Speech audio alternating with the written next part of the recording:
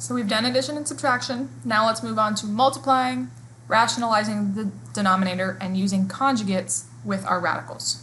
So we're going to start with multiplication.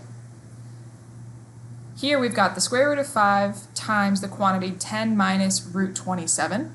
When we're simplifying expressions like this, we're going to distribute just like we would with any other number if it wasn't a radical. So first, I'm going to distribute that root 5 to both pieces inside of my binomial.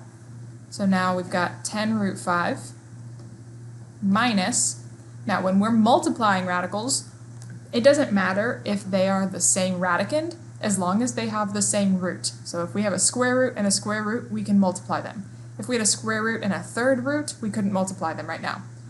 But if we have a square root times a square root, we can just multiply those radicands. So here I'm going to do 5 times 27, and that leaves me with the square root of 135, which I then need to simplify.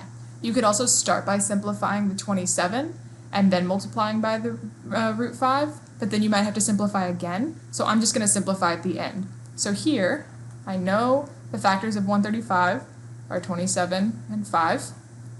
Factors of 27 include 9 and 3.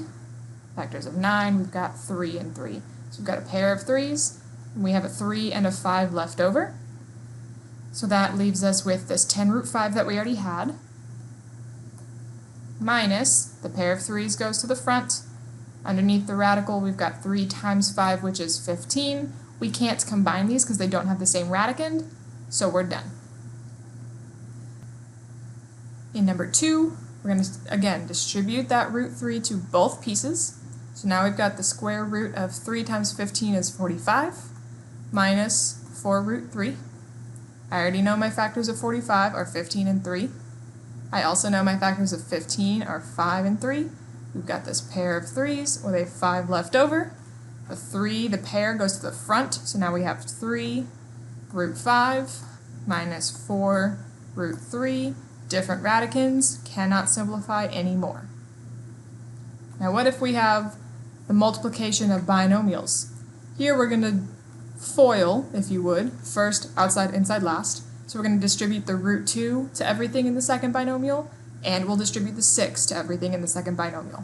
So root 2 times root 2 is just 2. Then root 2 times negative 6 is negative 6 root 2. So we're done with that first root 2. Now we distribute the 6. 6 times root 2 is 6 root 2. And 6 times negative 6 is negative 36. Negative 6 root 2 plus 6 root 2 is 0, so those are going to be gone. So now we have 2 minus 36, which is negative 34. Again, we're going to distribute the 4 to both pieces and the root 5 to both pieces. 4 times 3 is 12. Then we have minus 4 root 5. Then we distribute the root 5. So we're at plus 3 root 5. And root 5 times negative root 5 is negative 5. Then we combine like terms.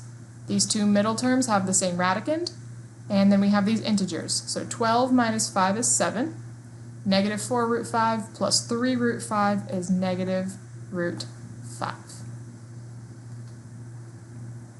Let's look at another multiplication problem.